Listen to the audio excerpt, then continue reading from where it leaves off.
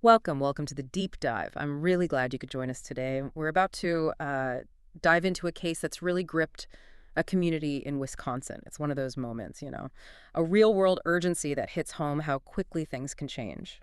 Here at the deep dive, our goal is pretty simple. We try to cut through all the noise. We gather up a whole stack of sources, police reports, news coverage, these really heartfelt family appeals, even what people are saying online in the community. And then we pull out the most important bits, the key insights, just for you. Yeah, think of it as your shortcut to being genuinely informed without getting totally buried in information. Exactly. And today we are focusing on an urgent search, one that unfolded, well, incredibly quickly in La Crosse, Wisconsin. We're talking about the disappearance of Eliotte Heinz. She's a 22-year-old graduate student, and she vanished back on July 20th, 2025. So this deep dive, it's really designed to give you a clear, comprehensive picture, an objective look at what's a really complex and, frankly, evolving situation. That's right. By the time we finish up here, you'll have not just the facts, but a real understanding of the challenges an investigation like this faces, and crucially, the absolutely vital role the community plays in all this. This isn't just, a quick news update, it's more of an exploration. We're looking at all the different pieces that make up a complex missing person investigation, especially when the trail seems to go cold pretty fast. Yeah, that's often the toughest part. Okay, so to really understand the gravity, the human side of this, we need to start with the person at the center of it all. Eliotte Heinz. Who is she? Beyond the headlines. Well, her full name is Eliotte Heinz. She's 22, born June 8th, 2003. And like you said, she's not just a name on a report. She's a graduate student actively studying at Viterbo University there in La Crosse. That connection to the university, that's significant, isn't it? It places her within a specific community context right away. It really does. It means she has a network, peers, professors, staff at the university. That's often, critical starting point for investigators. These are people who would see her regularly, notice if something was off, if her routine changed. Makes sense. But her connections, based on the sources, they go beyond just Viterbo. She actually graduated from Hortonville High School. Oh, okay. So deeper roots in Wisconsin. Exactly. It shows ties to the broader community. And we also know her mother, Amber Heinz, works as an associate at St. Paul Elder Services in Calcana. These details, they do more than just humanize the search. They really highlight these sort of concentric circles of community around her, people who are undoubtedly feeling her absence right now and, importantly, actively helping in the search. That's a really powerful way to put it. It reminds you every missing person has this whole web of connections. And when someone disappears, one of the first, most absolutely critical things is getting that physical description out there accurately. Absolutely essential. For Elliot, we know she's 5 feet 4 inches tall, weighs about 120 pounds, blonde hair, blue eyes. And the last time she was seen, she was wearing a white t-shirt and jean shorts. These aren't just, random facts. They're the bedrock for every search effort, every flyer, every public appeal. There absolutely are. And this is where the precision of the reporting becomes so vital.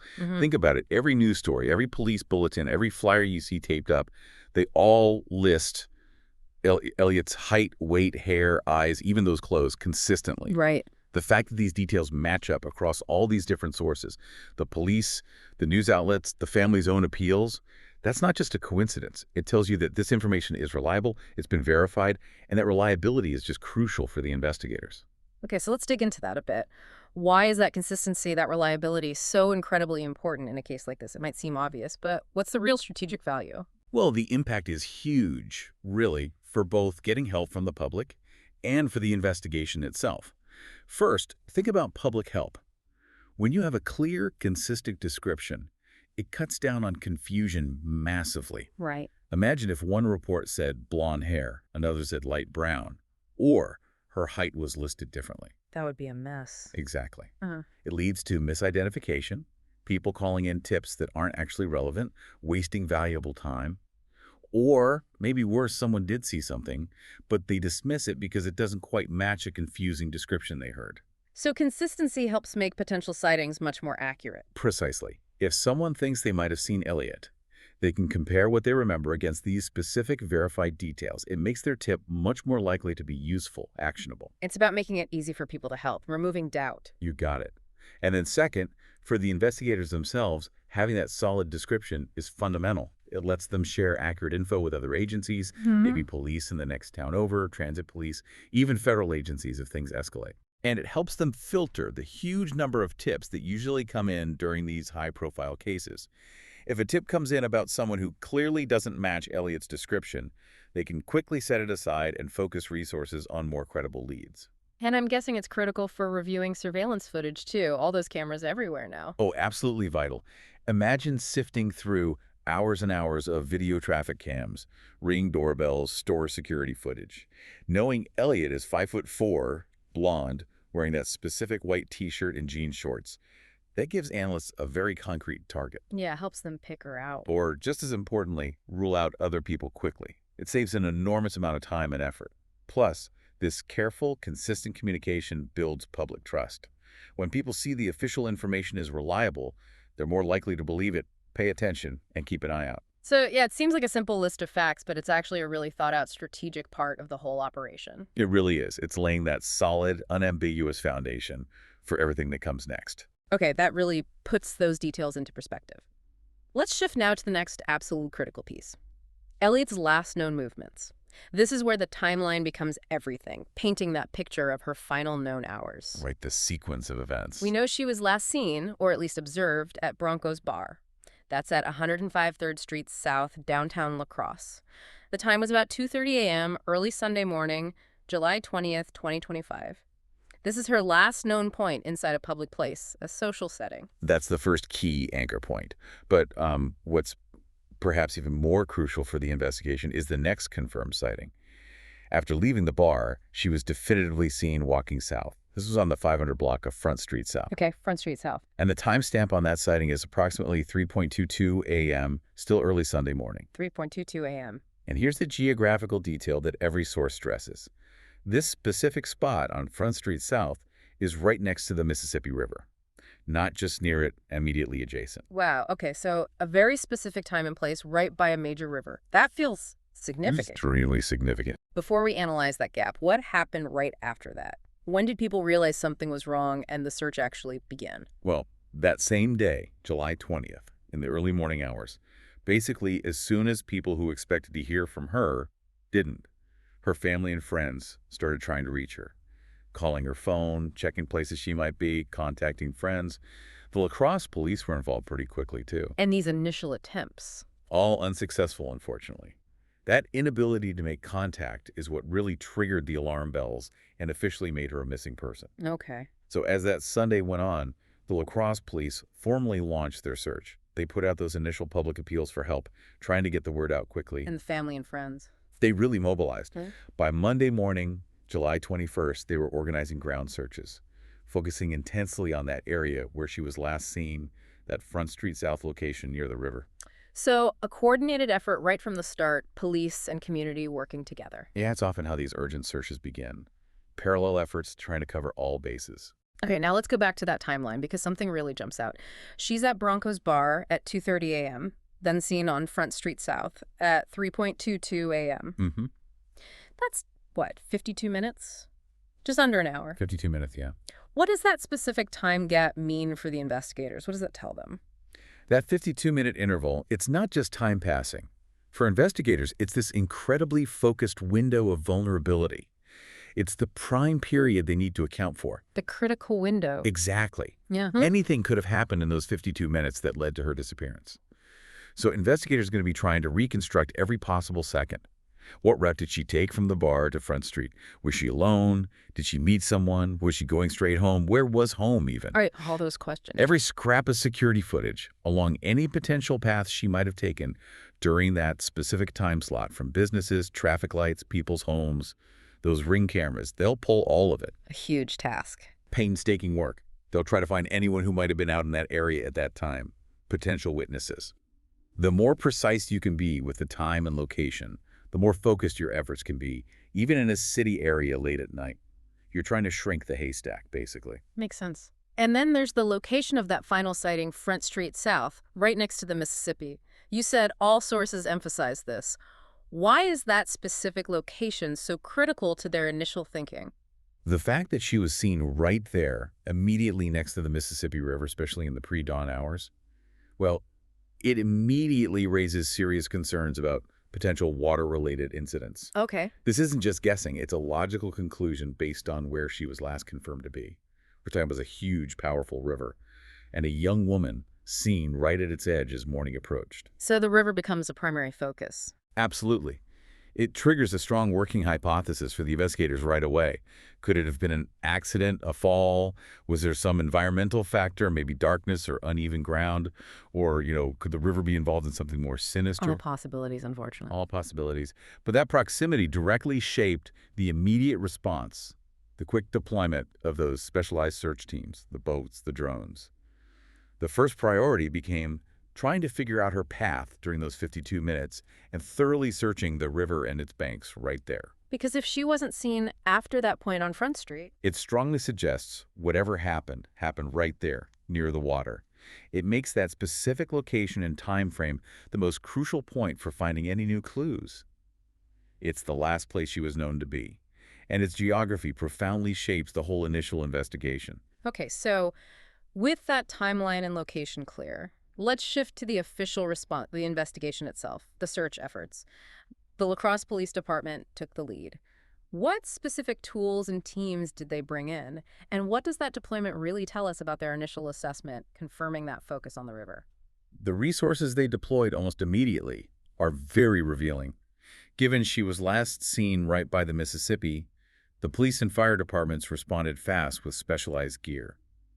We know they used drones for aerial searches. They were specifically noted flying near the Cass Street Bridge on July 21st. And these aren't just basic drones, right? No, definitely not. Modern police drones often have high-res cameras, sometimes thermal imaging. They can quickly cover large areas that are hard to search on foot, like dense riverbanks, maybe under bridges, looking for heat signatures even. It gives them a rub point ground teams just can't get. A bird's eye view, essentially. And they didn't just stay in the air, did they? They went right into the river. They did. Both the La Crosse Fire Department and the police department put boats in the water to conduct extensive searches on and in the Mississippi itself. Okay.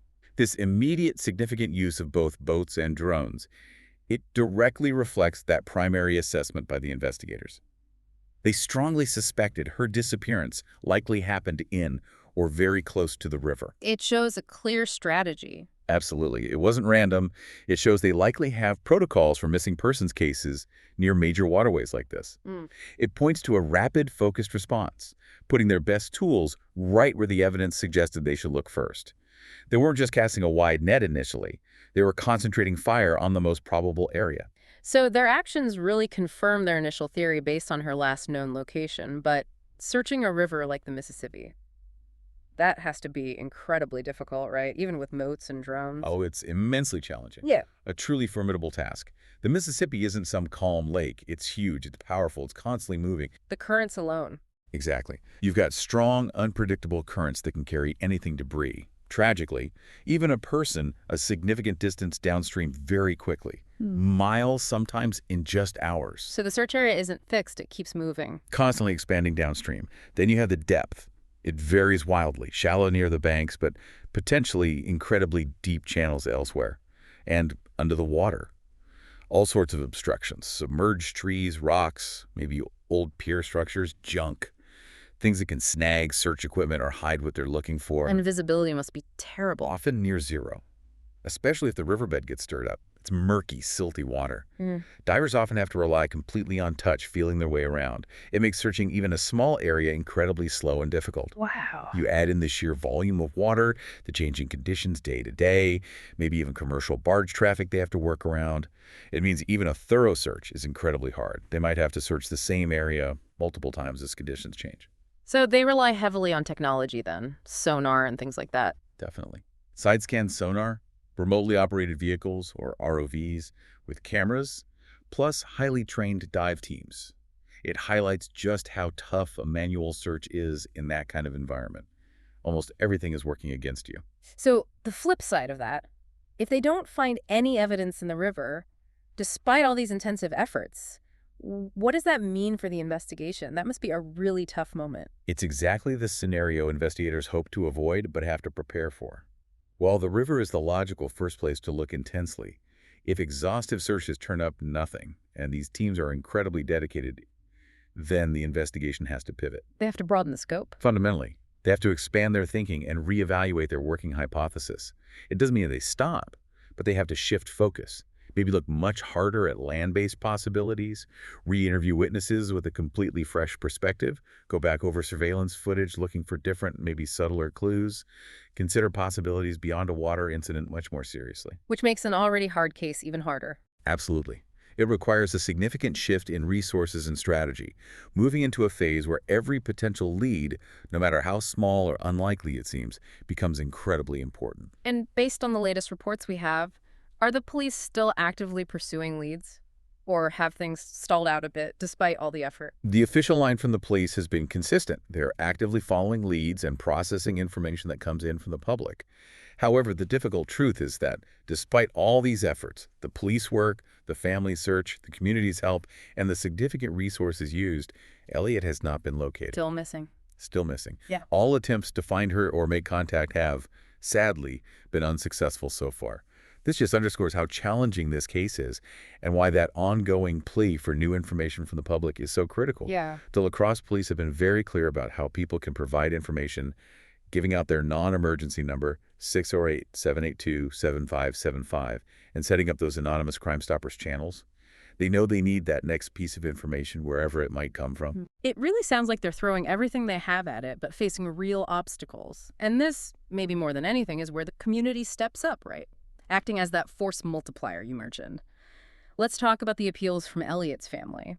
Her mother, Amber Heinz, made a very powerful public statement. She did, and it was incredibly moving. It happened just before a prayer service at Viterbo University. And her statement, it really served two vital purposes. First, it was this raw, honest expression of grief and fear. But second, it was a very smart, deliberate strategy to get the public engaged. How so? Well, she started by thanking everyone who was already helping. That's huge for building morale and encouraging more people to join in. Yeah. But then she made a very specific, very actionable request. She urged residents, anyone with Ring cameras or other home security systems, to please go back and check their footage from that specific time frame for any sign of Elliott. And she stressed that point, didn't she? Saying even seemingly small details could be crucial. That's such an important message. It's absolutely vital, because in cases like this, something that seems minor to one person, maybe just a quick glimpse of someone walking, a car driving by late, that could be the exact piece investigators are missing to connect the dots. Right. By asking the community to actively look at their own recordings, she's basically deputizing every homeowner with a camera. It massively expands the number of eyes looking for clues, far beyond what the police could manage alone. Turning neighbors into potential investigators, in a way? In a way, yes.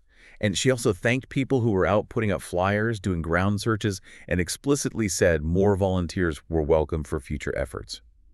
That gives people who want to help, but maybe don't know how, a clear way to contribute. It turns that feeling of helplessness into tangible action. It really shows how those family appeals are so much more than just expressions of pain. They're a critical strategic tool. They amplify the official police requests in a way that really resonates. They really do. When a mother speaks with that kind of raw emotion, that directness, it cuts through all the other noise in our lives in a way a formal police statement might not. People connect on a human level. Exactly. It taps into empathy. It creates this powerful sense of shared responsibility, this urgency. It makes people want to help, to pay closer attention. It turns a news story into something personal for the whole community. That emotional connection makes the call to action incredibly compelling. And we really have seen that widespread community involvement, haven't we? It wasn't just the family. The whole La Crosse area seemed to rally. Oh, definitely. Beyond the family's pleas, you saw immediate visible action on the ground. That Monday morning, July 21st, family and friends were out there organizing searches, focusing right on where she was last seen. These grassroots efforts, often led by locals who know the area intimately, can sometimes cover ground differently than official teams. And the flyers. Flyers with Elliott's picture and details were prominently taped up on the Cass Street Bridge. Supports a really visible central landmark there. That's smart. It's putting the information right where people see it day after day, maybe jog someone's memory. Yeah, strategic placement. And Viterbo University, her university, showed incredible support by hosting that prayer service in their chapel. That sends a strong message. It shows the whole institution, her academic family, standing behind her, providing a place for people to come together, to grieve, and to hope. It shows the response goes way beyond just law enforcement. So let's talk more about this dynamic, this symbiotic relationship you called it. How does this collaboration between police and community actually work as a force multiplier? It's a really good description, symbiotic. Each side brings something unique and essential. Law enforcement brings the structure, the legal authority, the specialized skills, forensics, interrogation, that sort of thing, and the high-tech gear like drones and sonar. They lead the investigation, they have the training, the access, but the community. They act as this massive, indispensable extension of the official effort. They provide sheer numbers for ground searches. They bring invaluable local knowledge, maybe knowing about hidden paths or unusual spots, or just the normal rhythm of a neighborhood that might make something seem out of place. Things an outsider might miss. Exactly. And they can sometimes uncover information that official channels might overlook, maybe because resources are stretched thin or because they lack that specific local insight. So the community literally multiplies the force, the effort? Precisely. Think about how many police officers a department has. It's finite. They can only knock on so many doors, review so much video. But activate the community. Suddenly you have thousands of extra eyes and ears. Every resident checking their ring footage, people talking to neighbors, sharing photos online, just being more aware on their daily commute. It widens the net dramatically. Massively. More ground gets covered. More potential leads might surface from unexpected places. Information that might have been dismissed or forgotten gets brought forward. This kind of collaboration, it's really seen as a best practice, especially when that initial trail goes cold quickly. Yeah. Keeping the public engaged, often thanks to the family's push and support from places like the university, is critical for keeping awareness high and maintaining momentum, maybe even for weeks or months. It's a powerful example of collective action. It proves that public vigilance isn't just helpful, it's often absolutely essential, especially for finding those delayed clues. It can genuinely be the difference maker. It's an amazing show of people coming together in a terrible situation. It must offer some comfort, some hope to the family. Okay, let's look at where things stand right now as of the latest reports we have access to around July 21st, 2025. And importantly, what are the critical information gaps that still exist in the search for Eliotte Heinz? Are the searches still going on? Yes, definitely. Law enforcement keep confirming they are following leads and information. The investigation is very much active. But the hard reality is, despite all the intensive efforts by police, fire departments, the family, friends, volunteers, using all that specialized equipment, Eliotte Heinz has not been found. Still no trace. All attempts to find her, to contact her, have been unsuccessful. That's the consistent message across all the reliable sources. Despite everything being thrown at it, she is still missing. And this brings us to something really significant, a major information gap that stands out when you look at everything released publicly. It's the lack of any specific, detailed leads or named suspects directly linked to her disappearance. It's not just that she's missing, it's that there's no public indication of why or how or if anyone is suspected of involvement. That's a very tough position for any investigation to be in, especially early on. Multiple sources confirm that all these search efforts haven't produced any definitive leads in that regard.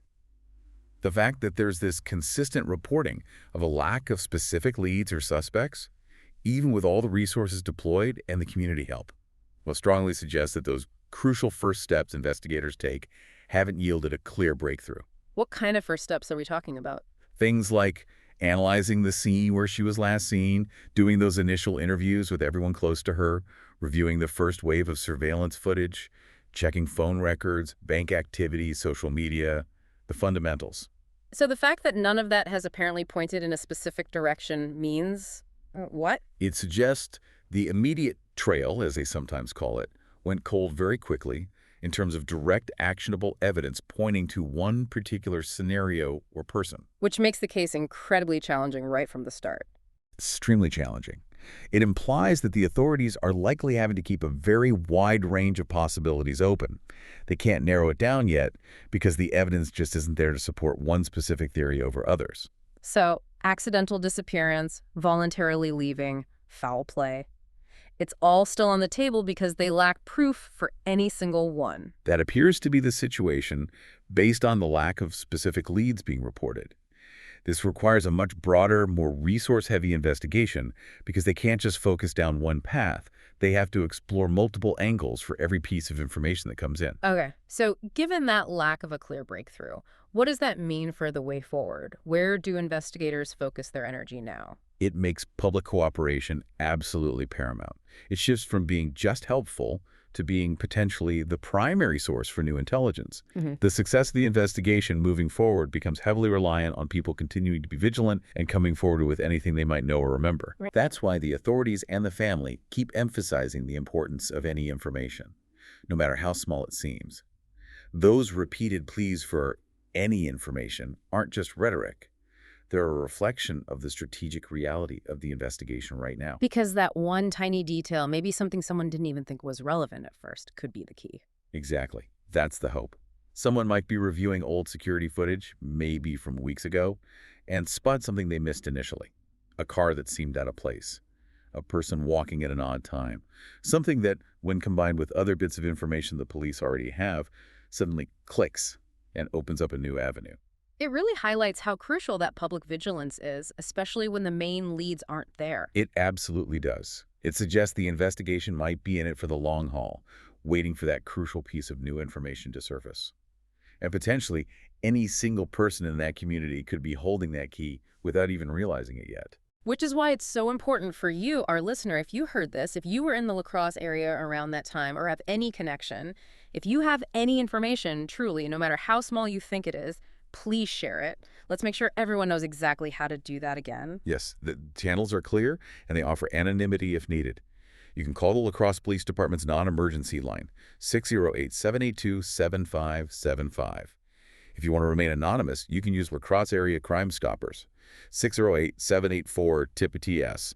There's also an online portal, https://www.p3tips.com/459, and they have a mobile app too. Just search for P3, that's the Crime Stoppers app. Okay, multiple ways to share information. And every single tip that comes through these channels gets looked at. Your observation, even if it feels insignificant, really could be the one that breaks this case open. That's really why we do these deep dives, to give you the full picture, the context, and hopefully empower you to help if you possibly can. So, just to recap where we are with this deep dive today, Eliotte Heinz is still missing. She disappeared on July 20th, 2025 from La Crosse, Wisconsin. Despite massive efforts by law enforcement, her family, the community, her whereabouts are still unknown. The investigation is active. Specialized teams searched extensively, especially near the Mississippi River where she was last seen, guided by that critical 52-minute window in the timeline. And crucially, the police and Eliotte's family are still urgently asking the public for help. Any information could be vital. That public cooperation people, checking cameras, reporting anything unusual, just staying aware remains absolutely critical, especially since there aren't strong, specific leads pointing in one direction right now. This teamwork between the authorities and the community is really the best hope for resolving this incredibly difficult situation. This case, yeah, like so many we look into here, it really shows that intersection, doesn't it? Between careful police work and just the incredible strength and awareness of a community. It makes you think.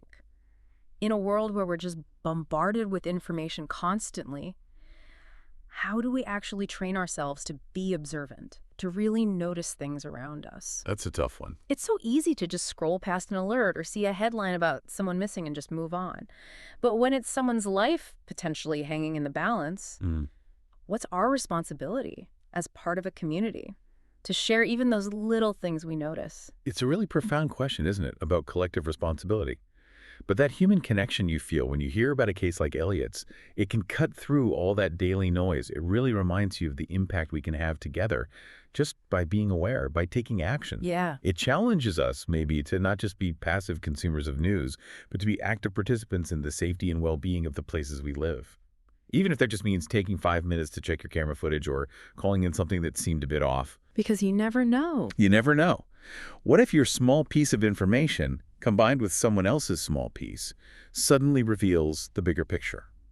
It's a powerful thought that sometimes the biggest answers in the hardest cases come from those quiet observations, from ordinary people just paying attention. A really powerful thought to end on, and one that definitely resonates. Thank you for diving deep with us on this today. We will be back soon with another exploration.